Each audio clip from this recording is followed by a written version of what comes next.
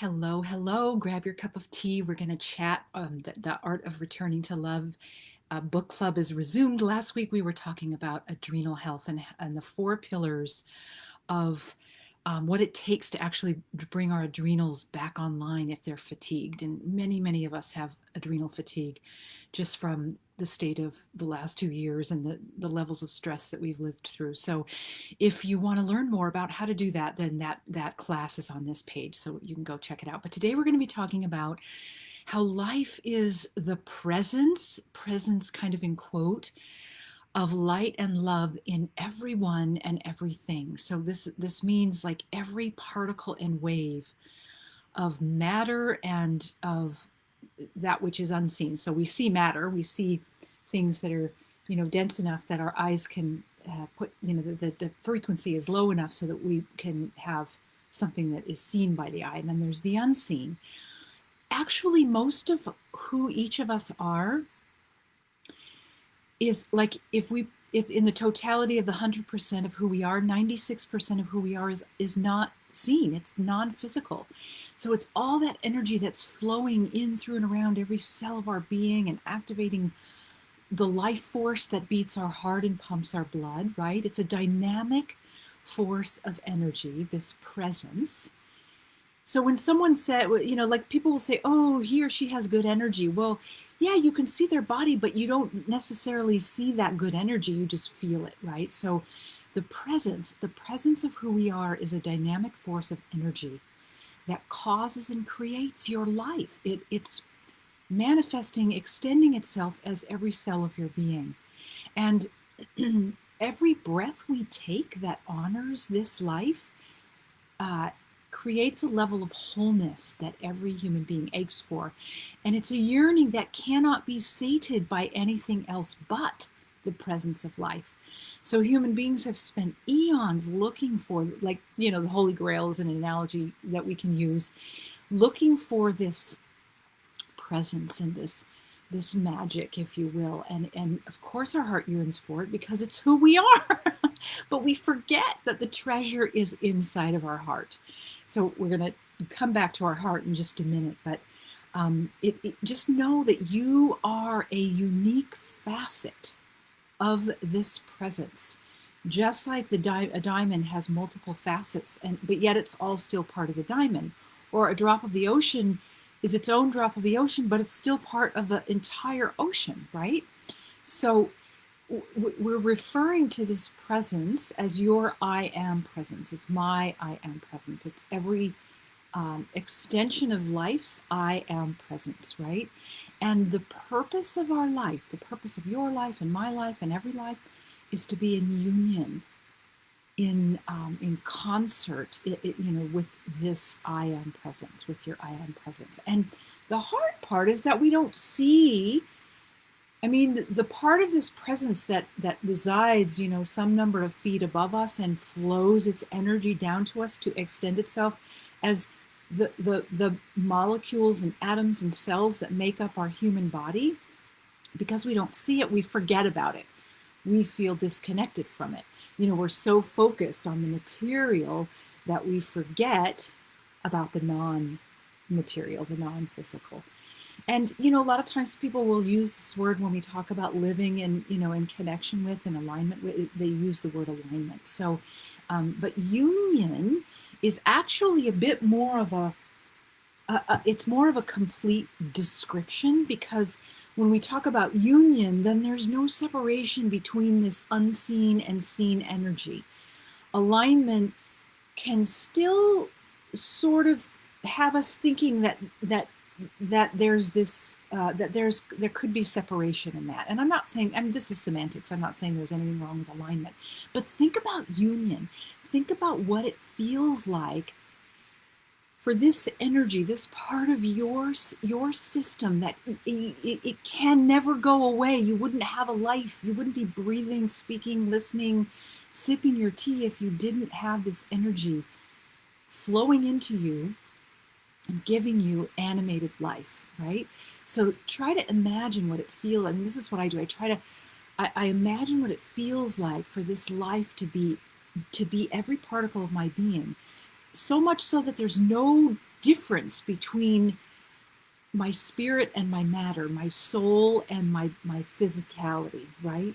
But we have to spend a few moments doing that. So I recommend that you find a few moments here and there. It's easier to do it in nature because nature already plays that way. Nature already doesn't even question. There's like not even, they don't have, nature doesn't have conversations about how to be in alignment with its higher self, with its higher presence. It is already in full expression. It's why it's such a beautiful example, a beautiful teacher. And we're extensions of nature anyway, so there's no separation in that. But and here's the thing about this higher presence. No matter what any religion, philosophy, or spiritual path teaches, its foundation is this element, whether it's spoken about or not. The core foundation of any path is this element. And I mean, I remember, thinking, I remember very specifically sitting, I grew up Catholic, I was raised Catholic, and I was sitting in a pew. I just made my first confession, right? And I remember thinking, that's so weird. Why do I have to go and sit in a little room and talk to a man on the other side of a screen and try and in order to connect with God? And I heard very clearly from my heart, you don't have to do that. And soon you will need to fly free from these religious confines in order to discover God. And that's what I did. I mean, when I was 16, I started thinking, okay, this isn't really working for me. So I don't know. There's just something to this journey, because it's actually why we are on a planet Earth, is to engage in this journey. One of the many reasons, right? And when we do this, because here's the thing, our connection, our union with our higher presence, with our I am presence, automatically returns us to love, because our I am presence is already love. And so are we, actually. We just have beliefs and programs and constructs that we have to peel back the layers and sort of unhook ourselves from, so that we have access to that inner knowing, that beyond all out external chaos, we know on the inside that this is who we are. And it isn't just like all rosy colored glasses. It's a life force. It's a power and an activity, this love. It's a inspiration to do the right thing, to elevate ourselves, to thrive, to heal, to express, to access the abundance that is our divine birthright, and to connect with others, to connect with all of creation. I mean, this might sound kind of fantastical, but it's actually your purpose. It's actually my purpose. The purposes that people are looking for, like, oh, what's my purpose? What's my mission? What am I supposed to be doing here on Earth? This is the first place to start. And then everything else unfolds or blossoms from that. And the other places that we play, they're just playgrounds to be able to access more of this love that we are, right? We have to build our foundation from this element, from this knowing, from this realization, from this reconciliation with our higher self. And when we do that, and when we invite the light of that, our higher presence is light. Light carries love. We've talked about this in other classes and other book clubs regarding the art of returning to love. So we know that it's easier for me, I'll speak for myself, it's easier for me to focus on light, knowing light carries love. I can see light. I didn't in the beginning, but I trained myself, I cultivated the capacity to see light, because it was important to me. I knew that there was something to it. It is the essence. It is the presence of life. It's what permeates everything. We can't have life without light. So not on this planet, right? So, and probably nowhere else, but I know there's black holes, and I don't want to go into all the, astronomical and physics of it. Let's just talk about our feet, boots on the ground on planet Earth in this body now. We can't have this life without light. So, and the one thing to know is that this light from our higher presence, which is the essence and presence of love, is the one true healer for any human being. Now, it doesn't mean you might not go and get a procedure or a treatment or something like that, but we have to turn to this place first. We have to be in union with this energy first in order to know what is the right thing for us in this moment, in any given moment, whatever the situation is, right? It's also the energy that transforms our fear, right? Like we're talking about how to show fear and stress the exit. And there's a lot of it right now. And, it's not an accident that it's coming up at this point in time as we're in this sort of shift of the ages. And people think, oh, God, there's so much chaos. There's so much unrest. There's war now. There's pathogens. There's plague. There's, there, and if we don't think back, if we look back on history, there's always been that. And there are, it waxes and wanes in terms of its intensity. What I stand for is the knowing that we have the capacity as a collective that we call humanity to evolve ourselves past these things. It's the point of being here, especially now.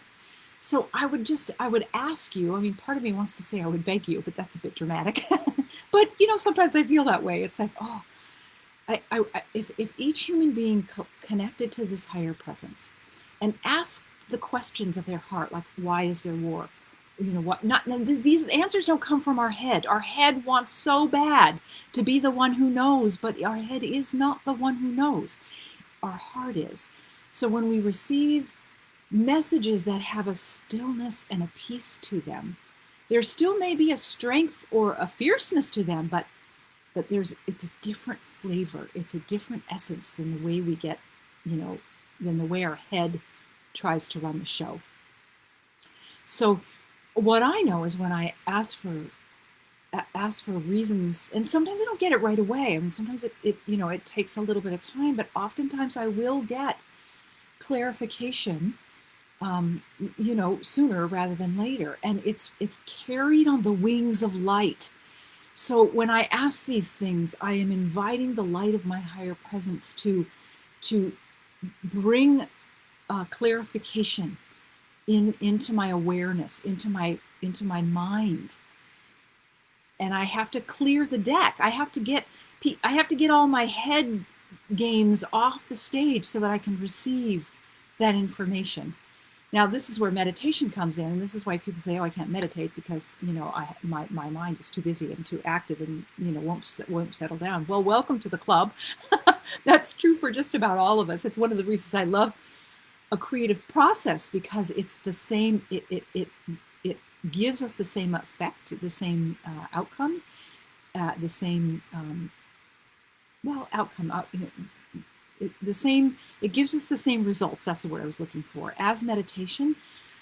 But there's a little bit more engagement in form because we're in form. And so anyway, one just has to pick their platform with which they train their mind to at least get off on the sidelines of the stage, so that the energy of your higher presence can drop in and there can be light that is shining. And just, there are so many things hidden in plain sight. Use whatever visuals work for you that will give you just a little crack of opening, right? So let me go. Well, I wanted to go through a couple of things. I'm on page, what page is this? This is in the PDF, which is the part of the book that you can get free. I'm at the bottom of page 26. And if you don't like to read PDFs, I understand, then there's a link also to the Amazon Kindle version or paperback. So here are some truths I want to leave you with for your consideration. Your heart carries the spark or the flame of this presence. This is your divinity. It always has and it always will. You would not be on this planet. You would not be breathing and moving about in your life if you did not have this spark. So it doesn't, I would ask you to just stop wondering if you have divinity. You may not wonder if you have divinity, but every human being wonders if they're good enough to access the divinity. that's a weird catch-22 that our human mind sort of holds us in, if you will. Your energy centers, sometimes they're called chakras, are inside a column of light in the center of your being and feed your system. This is why light is so valuable. You might know through yoga or any other thing that you've learned that these energy centers have different colors. They operate are different organ systems and nervous systems, everything it takes to be having operation as a human body. And so, and this is light. These are variations on rays of light, right, on the spectrum. You are nourished by Mother Earth below and fueled by cosmic light above. And these energies meet in your heart. The Chinese medicine has a saying that a human being is between heaven and earth. Heaven being cosmic light, not the religious thing. And they meet in our heart. This is like the midpoint. So this is why our heart carries the spark. This is why asking our heart questions is huge, right? It's why when we put our hand on our heart and just take a deep breath and focus on something like something that we're grateful for, it creates coherence and a resonance with our higher presence and with the universal field, the unlimited field of possibilities, with the unified field. The entire fabric of that field is love, and we're part of it. It's just that we have to get our weave, the tapestry of ourself, in right order and right, not crossways, right tapestry, or right woven, if you will. Your heart, when it acknowledged as such, is actually a sacred altar, and it expands its capacity to hold more and more light from your higher presence, from your I am presence, as you continue to cultivate this, as you continue to revisit it on the regular and continue to sort of be shown. This is what it means to awaken. You're shown by your higher self what's really true about you, about about the pockets of your life that you might be seeing in an incorrect way. It's not that it's not true or not happening, it's just not the highest truth, right? So anything that needs healing can be brought to the altar of your sacred heart to be altered, different spelling. You're bringing it to the altar, A-L-T-A-R, of your sacred heart in order to alter it, A-L-T-E-R. This means you're transforming or transmuting or alchemizing the energy. And literally anything can be brought to this altar. It's one of my favorite things to teach, because, especially using a creative process, because the alchemy of this is magic, and we want it really badly. We just don't know how to get it, right? So one more, creating a connection between the cosmic forces above and around and Earth opens your system to heal. So the simple act of being present to this when you breathe calls in these cosmic forces around you. The simple act of connecting to your higher presence flows these cosmic forces into you. And the simple act of rooting yourself, or being consciously aware that you have roots like a tree that go into the core of Mother Earth. And then you draw up her essence and her nourishment. It's a nourishment you can't get anywhere else. And you bring those two things together in your heart as a bit of a dance. This is like an alpha, omega, yin, yang, masculine, feminine, light, love dance in your heart. And it's easy to see. The resource page, which is also linked in the description box, there's a complimentary audio on there where you can start practicing this for yourself. Use my audio as training wheels, but then let your own higher self guide you and show you what your own heart's dance is meant to feel like and look like, as much as you can see it, right? Let me just say one last thing about this. The more of us who do this, the more it affects the collective consciousness. It is only from this place that we will be able to access peace over war, that we will be able to access abundance over poverty, that we will be able to access the healing of the body of Mother Earth and our own bodies over infirm, dis-ease. So please do not make light of how every time you engage in any aspect of this, however small, however much you have time for, to maybe more medium experiences with it, to sometimes you have more time and you really get into it, or it's just the way that particular moment goes. They add up in such a way that there will be a shift, a critical mass that is reached, and dominoes will fall in favor of humanity elevating into an understanding that is beyond what the human mind can understand at this point in time. So I think I'll leave it at that. I really appreciate you just considering these things, and being willing to just, however clunky it may seem in the beginning or wobbly, to sort of play with it. You might have to read it over and over. I mean, this is how I've had to do it. I've had to read things over and over. I sometimes even, okay, it's one thing to highlight in a book, but I'll transfer it into a journal, and I'll let certain pages of a journal inform me for many, many days until I own it. We have to own these things.